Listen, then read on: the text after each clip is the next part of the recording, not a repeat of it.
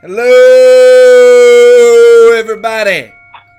I am the host of the ever popular, the famous, the world renowned, the critically acclaimed. Obviously, it's a podcast show. Super duper. Week 5 is in the books. Some of you favored well, some of you did not favor so well. Some of you need to start looking at yourself in the mirror and saying, what the hell am I doing? Welcome. Oh, hold on a second. I gotta turn the damn button down. Oh, man. So this week, I would love to just do this show all the time by myself. That's just how I do it. But then I too looked in the mirror and said, wait a minute. You need a partner. You can't go through this life alone. So I proposed, and he said yes. Chris Walker, are you on the phone? I am. I'm sitting here laughing, imagining you talking to yourself in the mirror about this. It really went down. All right. Yeah. You say so. Yeah. Believe that. Believe it. I do have a special guest on the phone for those of you who cannot hear. Christopher Walker. He's in your hearts. He's in your wet dreams, and he's also number 5 in your league. Chris, how you doing this week? Pretty good. Did you jump me in the standings? Did I jump you? No, sir. No. As a matter of fact, I fell. Shit. Yeah, I fell, sir. Yeah, we'll get into that later in the show, I'm sure. Sorry. Yeah, it's okay. You just found a way to rub it in, you jackass. So, you pulled out a victory this week. I pulled out one time. Oh man, I thought it was going to be another tie. Let me set the stage. Shane was going into the Sunday night baseball game. I was winning 5-4. All it really took was Shane to get 4 strikeouts to tie strikeouts. Uh-huh. And he needed 1 home run to break the tie in home runs. And he had Matt Carpenter and Goldschmidt both plenty capable of hitting a home run in that Sunday night game. He also had Adam Wainwright, which he streamed a little bit to, My man. to try to get that category. He played Adam Rainwhite. Adam Rainwhite was starting. John Gant was a reliever in that game. All 4 players played in that game. He only got 3 strikeouts between Wainwright and John Gant. Ooh. And so he came 1 strikeout short. Ooh. And neither one of his batters hit a home run. I was certain he was going to get at least one of those and make it a tie game.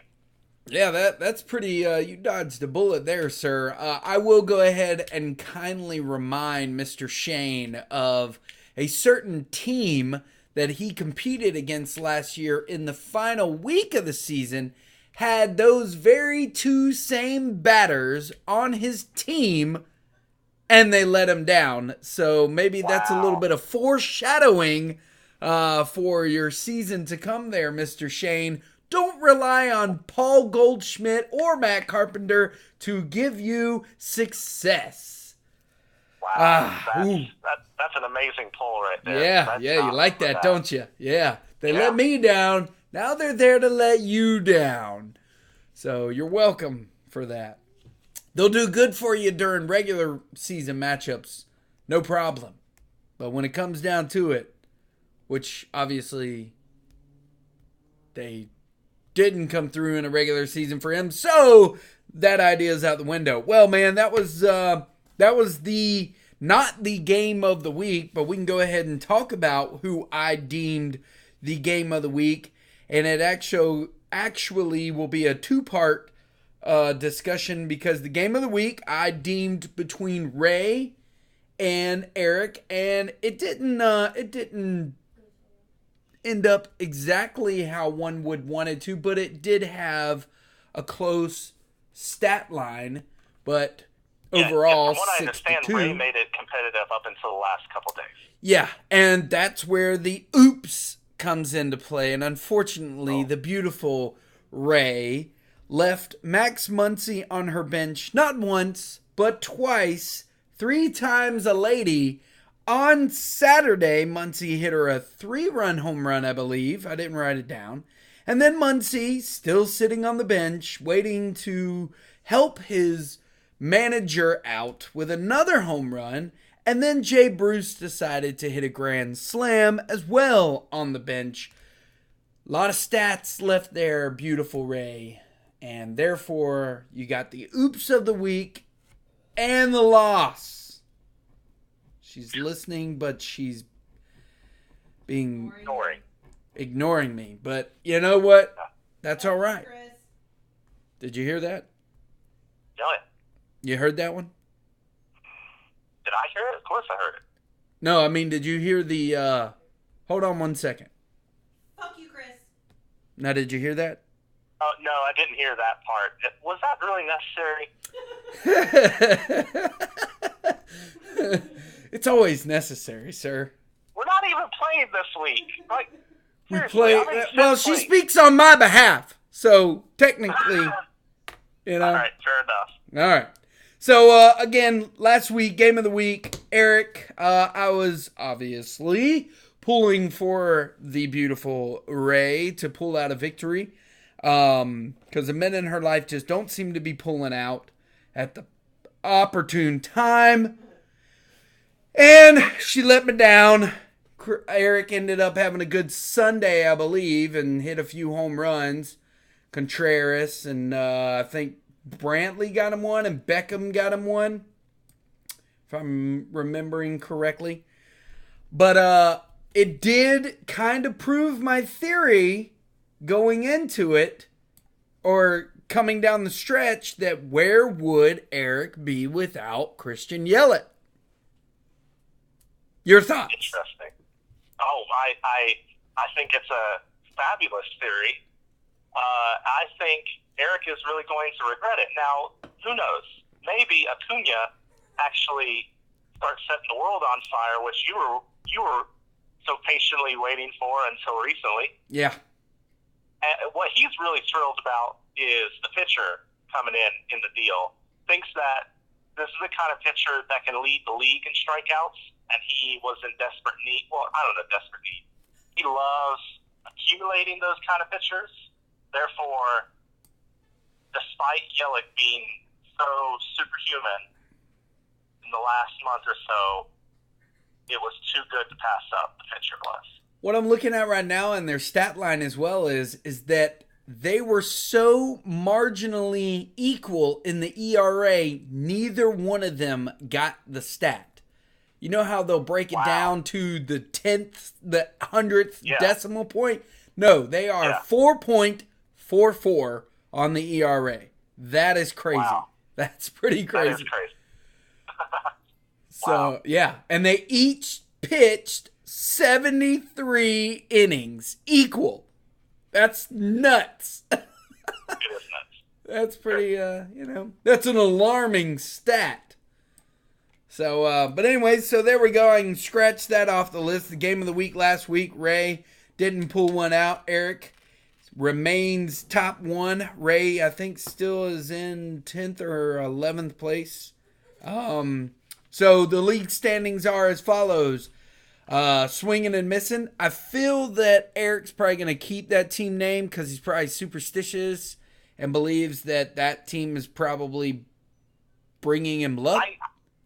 I'm not so sure about that. He doesn't strike me as a superstitious guy. I think he literally just hasn't gotten around to doing it. So the lazy guy is really what you're trying to say. He's not no superstition in it at all. He's just not coherent enough to log in, hit the little gear button in the top left corner of his page, and switch that shit in a matter of seconds. Literally seconds. You're absolutely right. Maybe he perceives this to be harder than it actually is. Trip and Billy stay second. Who the hell did I put? Red Sox Nation is third. Robbie's team is 4th. You are 5th. And jumping back into 6th place is Bill's team with All Rise. Dude, can we talk about Robbie for a second? I was fixing to go there. And actually, I wanted to jump in and maybe kind of say to you, because I got you on the line here, what's the team the most that scares you?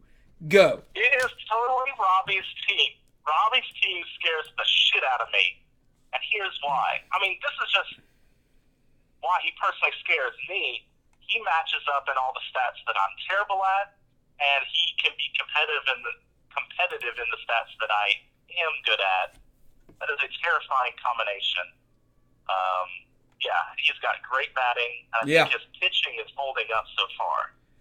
Yeah, dude. I mean, when I look at his team, I'm sitting there like, man, he's really got a team that, as long as they all stay healthy, we're all going to be looking at him being like, yeah, he's got the number 4 player in the league right now with Marcell Ozuna, who is surprising everybody. The number 6 player with George Springer. And these are just their batters. Javier Baez is having another killer season. He still has Xander Bogaerts.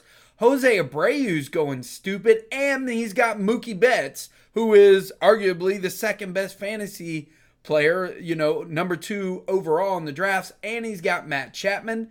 He's also got good position players with Asdrubal Cabrera and Marwin Gonzalez. And he's got VR, who, he's hitting pretty good on that Baltimore team. And then again, you mentioned it. He's got probably one of the best pitchers, which is so crazy when you start to look at what Luis Castillo did last season. I didn't want to touch him with a 10.5-foot pole. This season, I wish I had him on my team. Now, he does have a few pitchers that kind of leave a little bit to be desired. Yu Darvish is not pitching that well. And Robbie Ray is not pitching that well. And David Price just went on the DL. He just lost Corey Kluber, but he's still got pretty good stats. And then what I like about what he's doing too is the boy's picking up good pitchers like Martin Perez. I was going to try to pick him up, and the dude looks like he's pretty good. And not to mention, he's on the Minnesota Twins, and they are hitting very well, and they're winning games. That's a stat, man. You could win by 1. I lost my wins category this week. I don't know, man. I agree with you. Yeah, I agree with you, man. I don't know if Robbie even watches this, but Robbie, we're talking about you, and we like your team. Robbie is not fucking around at all. No, he's not. I think he won the fantasy football league that Bill hosts this past season. I won it the year prior, and Robbie won it this past season. So watch out, fantasy world. Robbie Lee's coming. Could be a precursor. You can have momentum, is what you're saying. Yeah. So to go off of that question, what team do you think needs to wake the fuck up? Give me one. That definitely needs to be Reader's team. Oh, yeah? I feel like we say this, and I feel like Reader does it every year, too. It's just whether it's too late or not. Reader's team, for whatever reason, always gets off the slow starts, and then he does well later in the season. Yeah. So well, he wins the fucking championship. Right now, he's in last place. Yeah. I'm going to say, man, I mean, when you look at his roster, the dude went out, grabbed up Christian Walker. Nobody saw this kid. Like, you hear all the analytics, all the hosts out there, their own shows, talking about Christian Walker being the premier first baseman, a breakout season this year. He's got Christian Walker, Tommy Pham, Jesse Winkers. I hate the fact that I dropped him, but I just wasn't willing to wait. Paul DeJong is an all-star shortstop by no stretch of the imagination. This kid, Hunter Dozier, somebody got the right Dozier, and it ain't you. Colton Wong's doing all right. Edwin Encarnacion's looking pretty good. Yasmani Grandal. You're right, man. His team just needs to come together as one. And, you know, his pitching's not too bad. Dozier is the best pickup of that lot. Yeah. Yeah, no doubt. He's got Charlie Morton. He's going to be his ace. Joe Musgrove, not too bad. Kevin Gosman, he's okay. He's got good relief pitchers. We all saw in week 1 how his relief pitchers were going to carry him. That's right. But, I'm not a fan of Gio Gonzalez or Aaron Sanchez. And if Dallas Keuchel ever gets a job, well, he might be a good hold for him for sure. He's not doing anything against him sitting down there. When he won the championship, you'll remember he didn't have that stellar of a pitching staff either. They just got hot at the right time. I don't know if you picked up on this trend, but Reader doesn't tend to pick up these young, hot pitchers. Nope. And they have a tendency to fizzle out near the end of the season. Either they get tired or they are literally hit by an innings limit and they're not allowed to pitch anymore, which could be fatal in the playoffs. And that's just not the type of pitcher that Reader gravitates around, and it seems to play another factor in the reason why he starts slow and finishes strong. It's just the kind of players he identifies. That's why he's one of those guys. I want to see if he turns it around and if he does it in time. All right. Next, I want to talk about the mad props. I want to give some mad props to my competitor last week. All right, so Sean and I was feeling pretty good going into Friday. I was like, all right, man, I'm going to get a nice little victory here. It's looking like a 7-2, maybe even an 8-1. And then Sean's team went fucking stupid on Saturday. He got 12 runs, 4 home runs, and 15 RBIs in that one day. I can't keep up with that. Wow. So, mad props to Sean, man. His team pulled one out and gave him basically just buried me on Saturday. I had no hope going into Sunday. I just knew it sucked, man, because it was... Oh, and the other thing I was going to say about when you play Sean, who's playing Sean this week? Bill's team. So, Bill, if you like home runs, you'll have to like them next week because you're not going to get any this week. He's already got 2 on the day so far, so maybe that isn't actually factual. But when Shane played Sean and I played Sean, we couldn't buy a home run. Home run for 3,000, please. Couldn't get one. I guess you don't have a thought on that. Well, I didn't know you were leaving the floor open for a thought, but I leave a pause for you. What were you saying? I said I pause for you. You can comment. Oh, well, honestly, I haven't played either team. Yeah, it's tough. You kind of don't know about a team until you play them. You start to feel that strength, feel that struggle. I don't have a good feel for Sean or Bill yet. I guess you have a better feel than I do, is what I'm saying. Yeah. Sean's team can provide some pop, that's for sure. I faced him in a good week because he didn't have Soto, and I don't think Robles really did anything. And then, not to mention, I think it was only like a lot of teams were off this week, and I think the Nationals were one of them for a good part. Let me ask you, I always like to throw out there some names of players on the waiver wire. So do you have a batter and a starting pitcher or relief pitcher on the waiver wire that you have some league interest in? Maybe not personal interest, but who you think might be contributing or a helping factor moving forward? I mean, I'll give you some names. There's Dwight Smith Jr., Rafael Devers, who's been passed around the league like the league bicycle, Mitch Moreland, and Jorge Soler. I'll throw those names out there. I'm going to avoid all of those names because I think almost all of those players are cooling down. Like, they had a hot streak, right? I think they're cooling down. One player that I had my eye on, I could be shooting myself in the foot. The catcher for the Marlins, Jorge Alfaro, I think is his last name. You know what I'm talking about? The Marlins catcher? Yeah. Marlins catcher. He might be legit, and I know the Marlins are a crap team in every way. Like, they might not be scoring a lot of runs.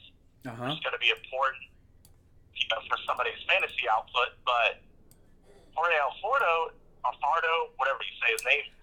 Jorge Alfaro. He's sitting in a decent Alfaro. Okay, his lineup position on the Marlins is pretty nice. At the very least, he hits at a spot in the lineup where he's more likely to give you 4 at-bats rather than 3. You know what I'm saying? If you're hitting 8, you're likely, in a short game, you're going to get 3 at-bats. Right. Just seeing that extra at-bat could be the difference between getting that home run or not. Okay. Well, hey, that was not a name that I even really heard of, so I appreciate you bringing that to light, sir. What about a pitcher? I'm going to pick a relief pitcher. That's fine.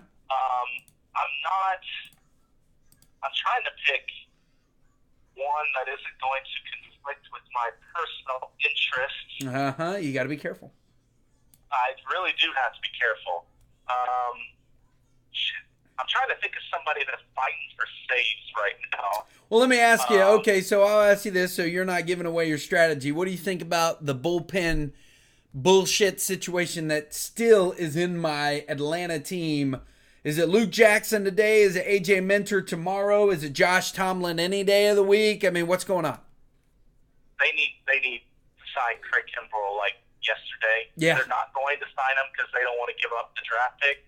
Every team is going to wait until June, and because during June is when the draft is. So when the draft is gone and passed, they don't have to give up a draft pick when they sign Kimbrell. That means there's going to be a bidding war, which is what Kimbrell wants. Or if you're the Braves, you can avoid said bidding war and give up a draft pick. It's a way to save money in a way. Like, right. If you make, I think all Kimbrell wants is that 4th year. Give him the fucking 4th year. Bring him home. Yeah, seriously. Make your bullpen better.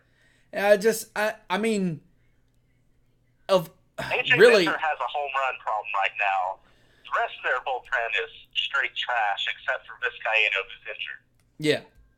I think that Touki Toussaint should just man that. Every time he comes in a relief appearance, the motherfucker strikes people out. Put him in as a starting position, and he just loves to give up the long ball, runs here, runs there, walks this guy, walks your grandma, walks the person that's selling the cotton candy in the stands. Listen, Casey, you are totally making me unhappy right now because you're hitting on a thing. It was like a little factoid that I was just going to hang on to. That was just going to be my own thing.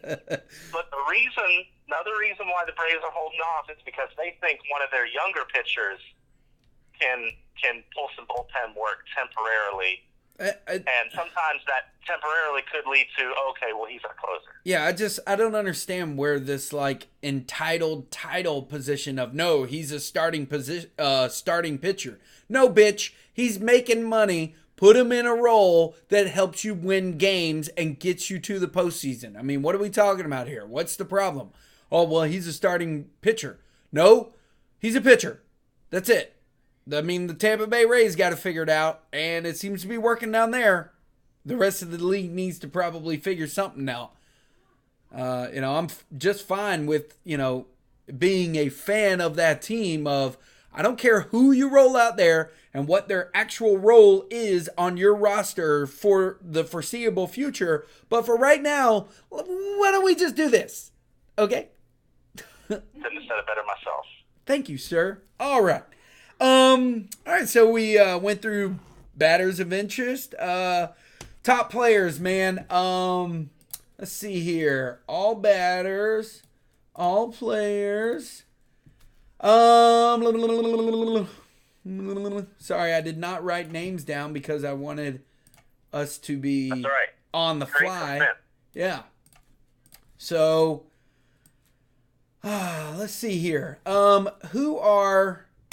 Let me just ask you out of interest. Who's your favorite player right now on your team, off your team, whatever, that you enjoy watching, that's putting up good numbers? definitely off my team. I can think of two players, and I regret to say that one of them is on your team, and that's Nick Senzel. Did you get a chance to watch today's game? I watched the highlights earlier while I was taking said dump. He went stupid. His first two at-bats today's game were both homers, and they were like easy homers. Like Yes. He was just sitting back on the ball. He wasn't swinging for the fences. Right. And they just happened to go out. Like one was opposite field, the other center field. Uh-huh. This wasn't no full power, I'm really trying to yank this bitch out of the park. This was, oh yeah, by the way, I got that too. And he's a fun guy to watch, man. I wish he was on my team. Yes, Flat out. I will say, man, one of the things this season that I am priding myself on is I am just, dude, I am listening, like, to everybody out there. I mean, the information that is given to us free of charge on Spotify, I'm listening to these guys. And granted, I think it's affected me in terms of our league because I'm listening to the pitchers that they're talking about. But prior to, man, I hit up those guys and I just listened to top prospects and read up on this stuff. And when I read, okay, I don't think I'd be, when I saw when Vladdy went, I was like, all right, who's number 2, man? Who do I see? And I think I got Nick, like in one of the, later rounds, and just put him in that NA spot, hold on to him and see what happens, man. And it's paying dividends right now. What's that? 3 days, 3 home runs? Oh my God. Yeah. I'm terrified. Yeah. Oh, and I also forgot the other player that I enjoy watching is Cody Bellinger. And oh yeah, I forgot. He is now on your team as well. He looks like a batter. Like every time I watch him, he looks like a batter that he's finally got it figured out. Like he has a game plan. He has that confidence. Right. And sometimes with the young players, they get pressure. They feel like in certain situations they need to hit the ball hard, or it's like they don't exactly know what they're doing, or they're not comfortable with what they're doing. Right. He looks completely comfortable, and every swing looks free and easy. Speaking of, you could probably throw Yelich in that category too, of exciting players to watch, because you watch him and you go, could this be the moment? Because it seems like every other moment is the moment. Right. That he does something spectacular. So I was listening today and it brought images, I guess, because I've been watching some of the Kansas City games just to see how Whit Merrifield is doing. But one player on their team that's on Shane's team, Alberto Mondesi, dude, he's got 10 stolen bases. He's got 30 RBIs. Here's the league leaders for RBIs, okay? With 38 is Cody Bellinger. 36 is Yelich. Abreu's got 33. Rhys Hoskins has 31. And Alberto has 30. Yeah, which of these names does not belong? Yeah. And then Marcell Ozuna's tied with him with 30. But he's got 10 stolen bases, 21 runs, and 4 homers. I mean, he's pretty, I'd like to have him on my team. Bring him on. I don't have any stolen bases. Yeah, he was one of those wild cards. You didn't know if he was going to completely suck or be the next Jose Reyes. Paying dividends right now. Yeah. Yeah. So the other topic that I wrote down on my piece of paper, well, I have 2 more and then I'll let you go because this is the longest show this season, which I like. Normally I've been trying to keep it at 15. Yeah. Injuries. Wow. James Paxton just went down. I don't see how the Yankees are still winning games, but they are. But James Paxton goes down. Then you've got a few guys coming back like Andujar. I think Aaron Hicks is supposed to be making a comeback. Have you been hit with the injury bug? I haven't really been following your team that much, but actually I've been doing all right. Yeah? I mean, I drafted Severino knowing he was injured. He's right now the only person on my DL besides Hicks, and who I just traded for, knowing he's coming off soon. So I'm doing all right in that department. Not everybody can say that. Right? I can't say that about certain things, like physically. Ray, are you laughing? No? I wasn't listening. Oh, she wasn't listening. So, all right. So, does your dick not work anymore or something? no, it's just, it's always like in a room full of 13 dudes, I'm usually in the top 13. I'm ranking about 10 to 13. Hey. Yeah. Hey, if it still works, you may actually be in the top 11. Oh, it's working overtime. Last but not least, man, we got to talk about, this is the one that I deemed last week as the matchup of the week. Although now I'm looking at Eric and Jason's matchup. I didn't realize they were playing each other because I was so self-consumed with our matchup. Yeah. But I don't give a shit because this is my show. Matchup of the week, me versus you. You're 5th, I'm 7th. This is your chance. Talk some shit. Honestly, I'm scared to talk some shit. I'm scared of your batting. I think you're going to win at least 4 of the 5 categories. Easy. You guys heard it here live and on location. Dobsoning at its best by a person that doesn't carry the last name Dobson. I'm not.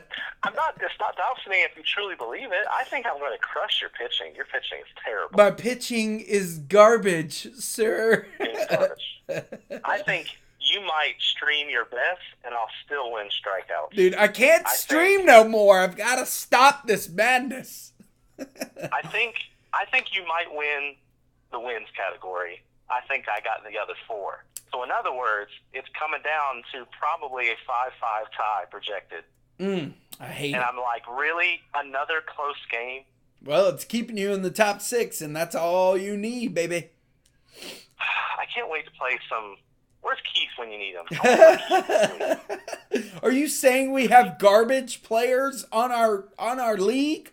Is that what you're saying? I'm saying we have a lack of garbage players. Right? You're waiting for just one. Like, you're like, man, when can I get a hold of that team? Well, I mean, look at it this way. Every single game has either been a tie or a 5-4 game, except the time I played Ray when I beat her 8-2. I'm just going to leave it right there. Uh-huh. Thank you, Chris. You take that as you will. She kindly responded with a "fuck you, Chris." Yeah. A beautiful. See, now that was necessary. Yes. Before, when you said it, that wasn't necessary. Well, she was just piggybacking off of the one before, or the one just now. She just was giving you like she was psychic. Yeah, something like that. Oh, okay. She's a lot of things. So. Okay. All right. I'm gonna just go ahead and pose this out there. Let me get Verlander.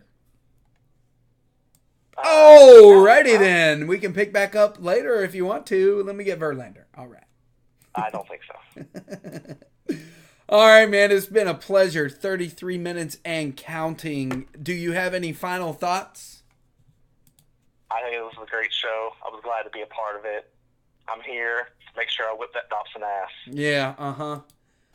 I got to revenge, the loss then. I didn't realize you beat Ray that bad.